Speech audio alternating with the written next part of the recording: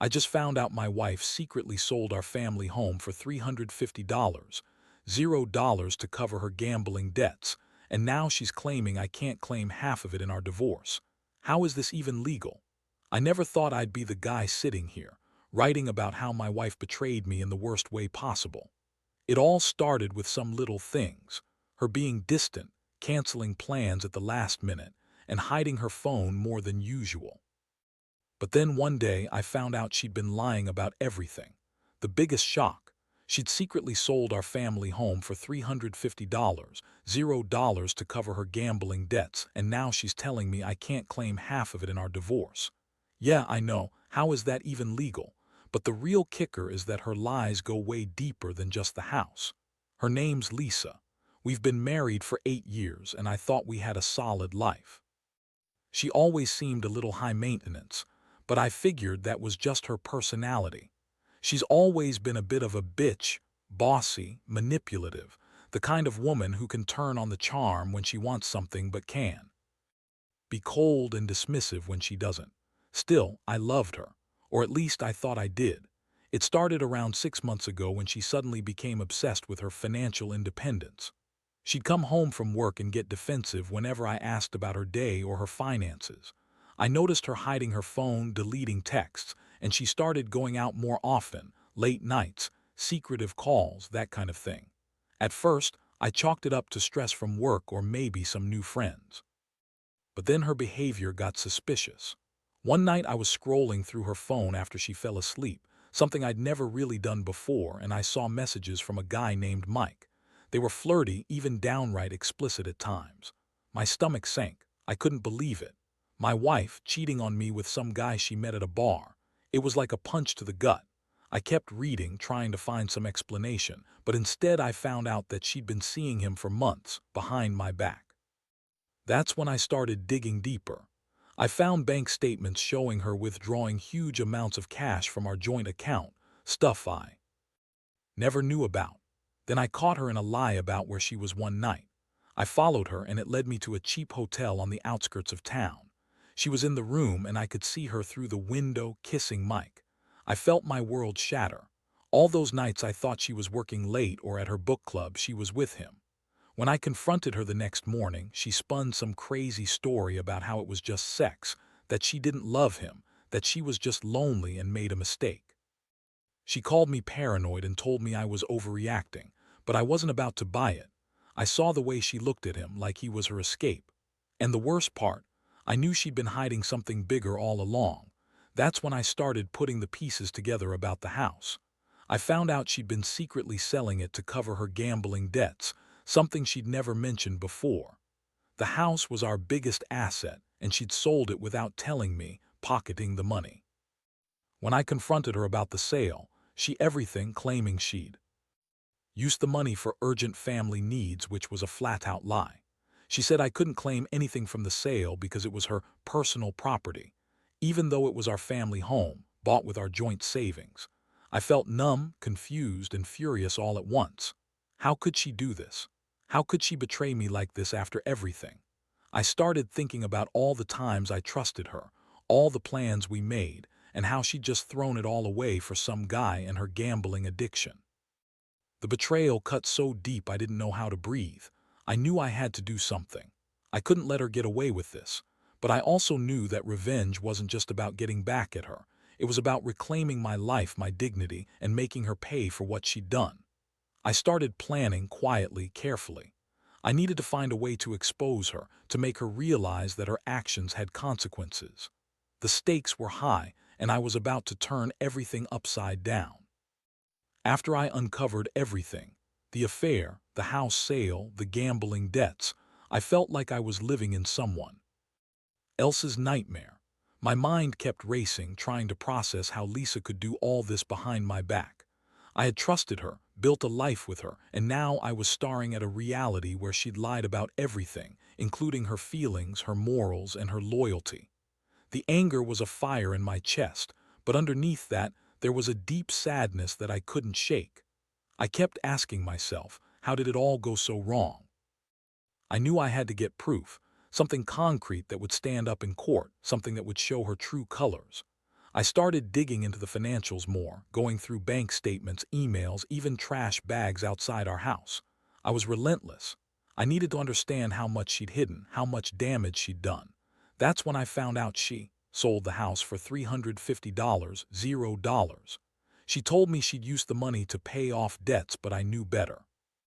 I found receipts and bank transfers indicating she'd used a shady broker to sell it off without my knowledge, probably to cover her gambling.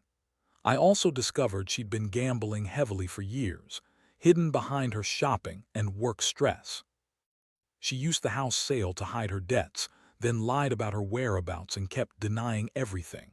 It was all a web of lies, and I was stuck in the middle of it. I felt betrayed, but I also felt a strange sense of clarity. If I was going to do something about it, I needed to be strategic. I couldn't just blow up everything without a plan. One night, I decided to confront her again, this time with some of the evidence.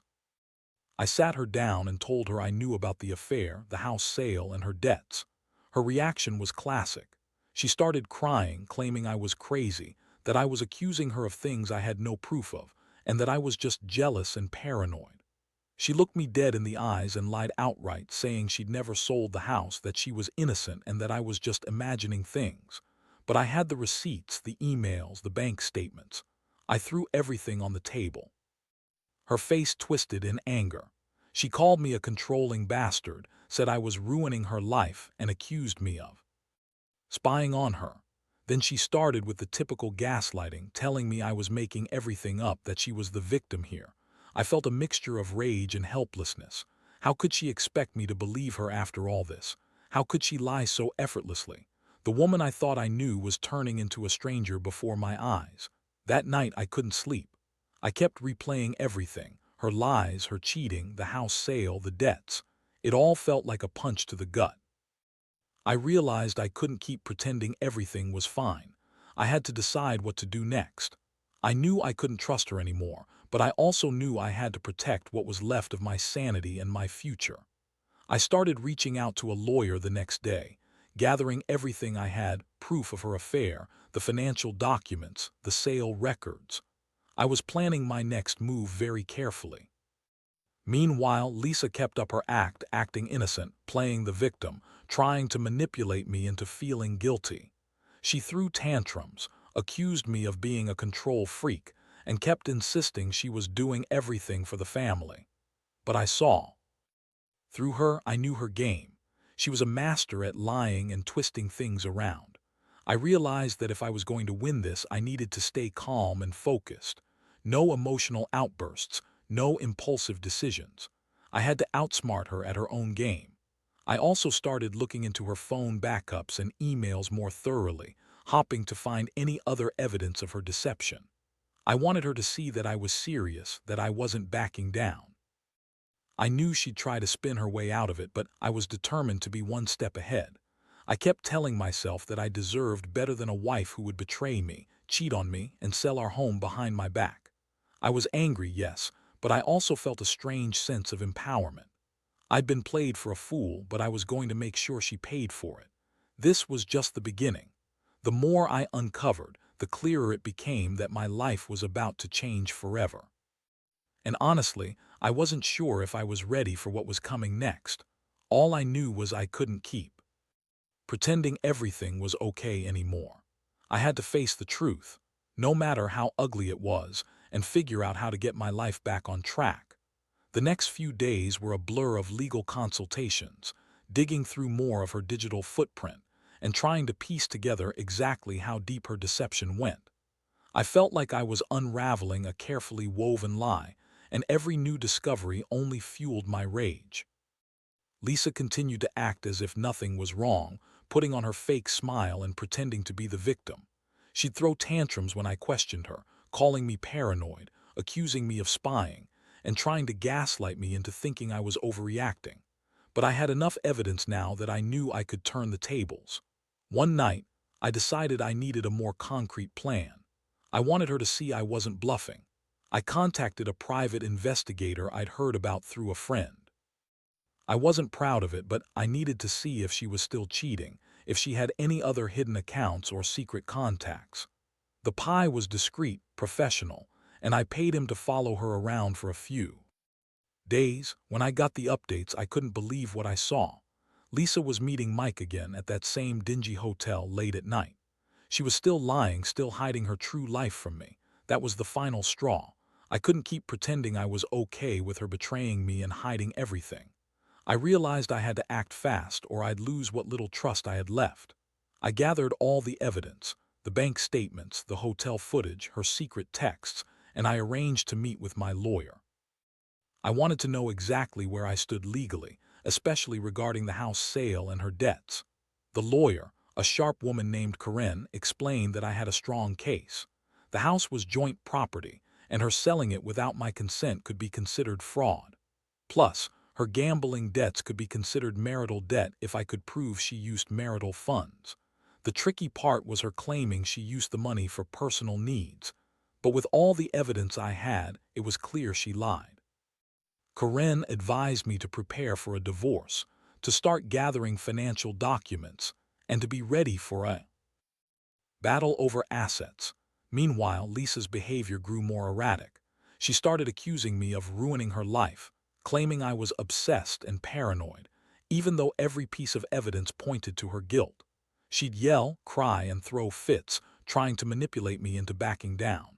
But I wasn't going to let her spin her way out of this. I knew what she was doing, trying to make me feel guilty, trying to turn others against me. But I refused to be played anymore. One afternoon, I caught her in a blatant lie about her whereabouts. She claimed she was at her parents' house, but her GPS showed she was near that hotel again, late at night. I had enough. I told her I knew everything, the affair, the house sale, her debts, the lies. Her face turned pale for a second, then she snapped at me, calling me crazy and possessive. But I had the proof. All of it. I laid it all out on the table and her facade cracked. That night I sat alone, staring at the evidence spread out before me. I felt a strange mixture of anger, sadness, and relief. Anger because she'd betrayed me so completely, sadness because I realized I'd been blind to her manipulations for so long, relief because I finally had the truth and I knew I could fight for what's rightfully mine. I decided I'd file for divorce, fight for my fair share of the assets, including the proceeds from the house sale, and make sure she paid for her lies. In the days that followed, I felt a strange sense of clarity. I knew this wasn't going to be easy. Lisa would fight me every step of the way, probably try to manipulate the court, and do whatever she could to save herself. But I also knew I deserved better. I deserved someone who was honest, loyal, and trustworthy. I learned that sometimes you have to face the harshest truths to move forward.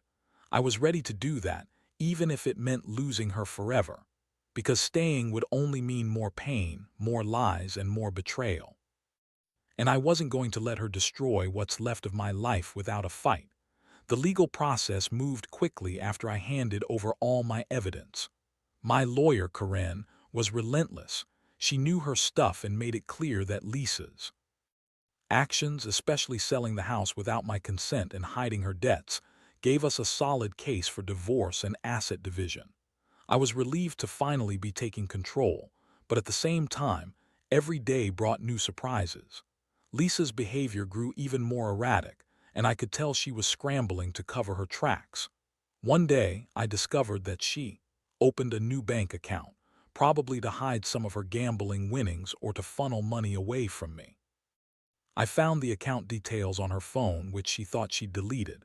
It wasn't much, but it was enough to prove she was still actively hiding assets. I showed everything to my lawyer, who advised me to get a court order to freeze her accounts and conduct a full financial audit. I felt a strange mix of satisfaction and disgust. She thought she could outsmart me, but I was 10 steps ahead. Meanwhile, she kept trying to manipulate me emotionally. She'd burst into tears, begging me not to ruin her life, claiming she'd changed, that she was sorry for everything, even though I knew she was lying. She accused me of being obsessive, controlling, and jealous, twisting the facts to make herself look like the victim. I just sat there, silent, listening to her spin her web of lies. I didn't want to give her the satisfaction of seeing me break, so I stayed calm and composed. I knew that her tears and accusations were just another tactic to sway me or get her way. One afternoon, I finally decided I needed to confront her directly about her cheating. I told her I had enough evidence to prove her affair with Mike. Her face froze for a second, then she snapped at me, saying I was crazy, that I was paranoid, and that I was just trying to control her. She everything, even when I played her the hotel footage, the texts, and the GPS data. She yelled at me, calling me stalky, jealous, and possessive, trying to make me doubt what I saw, but I wasn't about to back down anymore. I knew the truth and I was going to use it. The court hearings were set for a few weeks later. I remember feeling anxious but also determined. I wanted her to see that I wasn't going to let her manipulate her way out of this. I had all the proof, and I was prepared to fight for my rights. The day of the court hearing, I sat in the courtroom with my lawyer, feeling a strange calmness. I looked at Lisa sitting across from me, her face pale and tense. She tried to act confident, but I saw the fear in her eyes. She knew she was cornered. The judge listened carefully to all the evidence. My lawyer presented everything: proof of the house sale, her secret accounts, her affair, her gambling debts, and her lies. Lisa tried to deny some things, but her words fell flat against the mountain of proof. In the end, the judge ruled that the house sale was invalid because she'd sold the property without my consent, and that the debts she'd hidden were marital debts. The court ordered her to pay me my fair share of the assets, including the proceeds from the house. That day, I felt a weight lift off my shoulders. I realized I'd finally taken back control of my life. Lisa was furious, screaming and crying as she was ordered to pay, but I didn't care. I knew she was trying to manipulate the system, but I had everything on my side. I left that courtroom feeling like I'd won, not just the legal battle, but the war for my dignity. In the weeks that followed, Lisa's true colors showed even more. She tried to reach out, to apologize, to make amends, anything to get back into my good graces, but I was done. I saw her for what she was: a liar, a cheat, a manipulator. I moved out of the house, started rebuilding my life, and cut all contact. It hurt, but I knew I had to do it for myself. I learned that trust is fragile, and once broken, it's almost impossible to repair. But what I learned even more was that I deserved honesty and loyalty, and I wasn't going to settle for anything less anymore. The aftermath of everything hit me harder than I thought it would. Once I had the court's decision and the house sale was voided, I finally felt some sense of closure. Still, the emotional toll was brutal. I had spent weeks fighting, digging through her lies, and trying to stay one step ahead of her manipulations. Now, sitting alone in an empty apartment, I couldn't help but think about how far I'd come and how much I'd lost along the way. Lisa's attempts to reach out became more aggressive. She sent me messages, pleading, blaming, trying to guilt me into taking her back. She claimed she'd changed, that her affair was a mistake, that she was sorry for everything she'd done. I read her messages, but I couldn't bring myself to respond. I knew her game. She was trying to manipulate me into forgiving her, to make me doubt my own judgment. But I had been down that road before. I'd seen her true face now, and I wasn't falling for her lies again. I also had to face the financial reality. The house sale had been a huge chunk of our savings, and now that I had my share, I felt a strange mixture of relief and uncertainty. I decided to invest part of it into rebuilding my life, getting out of debt, setting up a new apartment, and even starting therapy. I knew I needed to process everything to heal from the betrayal.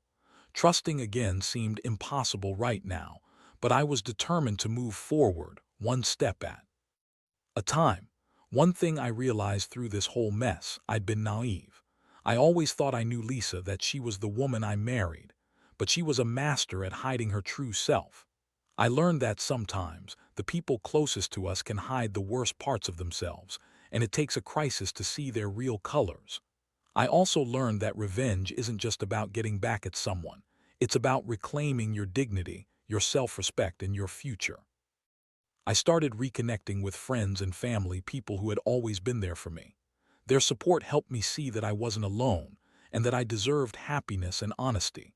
I told a few close friends everything: about the affair, the house sale, the lies, and their reactions ranged from anger at Lisa to concern for me. That's when I realized I had been so caught up in fighting her that I hadn't fully processed what I'd been through. Now, I was finally starting to do that. Looking back, I understand that I was betrayed not just by Lisa, but by my own trust. But I also see that I have the strength to rebuild. I'm learning to stand on my own again, to set boundaries, and to be cautious about who I let into my life. The pain of betrayal will always be there, but it's also made me more aware, more resilient. I know now that I don't need someone who lies, cheats, and manipulates. I deserve honesty and respect, and I'm not going to settle for less. So, yeah, this whole experience has changed me. I'm not the man I was before, but I'm stronger now. I've learned the importance of guarding my heart and my assets, and that sometimes the biggest act of revenge is simply walking away and starting over. I don't wish her ill, she's made her choices, but I do wish her the best in her own messed up way. As for me, I'm focused on healing, rebuilding, and making sure I never get like this again. Life's thrown me a curveball, and I've learned how to swing back harder. That's what matters most right now. Now, looking back, I realize how much this whole ordeal has changed my perspective on trust, betrayal, and what really matters. I used to think I knew Lisa, her personality, her promises, her version of love, but I was blind to the lies she was hiding behind that fake smile. The house, the affair, the debts, all of it was her way of running from her problems, her own shortcomings. I see now that some people are just good at hiding who they really are until it's too late. The hardest part was not just losing the house or the money, but losing the illusion that I knew her at all. It's a brutal lesson in how appearances can deceive and how trust, once shattered, takes a long time to rebuild, not just in others but within yourself. I had to accept that I was a victim of her lies, but also that I had the power to choose my own path forward. That's what I cling to now, the belief that I am the master of my own future, and I don't have to be defined by her betrayal. Getting out of that toxic cycle was the best decision I ever made. I cut off all contact with Lisa, filed for divorce, and started focusing on myself. I threw myself into work, into therapy, and into reconnecting with people who genuinely care. The pain still lingers sometimes, but I realize that healing is a process. Every day I get a little stronger, a little more cautious, but also more hopeful. I've learned that I don't have to accept lies or betrayal, not from her, not from anyone. My advice to anyone reading this: trust is fragile. Don't ignore the signs and don't be afraid to ask tough questions. People show you who they are over time. Pay attention. And if you find yourself in a situation like mine, remember, you're not powerless. Gathering evidence, standing your ground, and making the difficult decisions are the real acts of strength. Revenge isn't about getting even. It's about reclaiming your life and dignity. In the end, I'm grateful for this painful experience because it taught me what I truly deserve. I've come to see that happiness isn't about the house, the money, or even the marriage. It's about being honest with yourself, protecting what's yours, and never settling for less than the truth. Lisa's betrayal was a harsh wake-up call, but it also pushed me to finally take control of my life. And honestly, I think I'm finally on my way to a better, more honest beginning.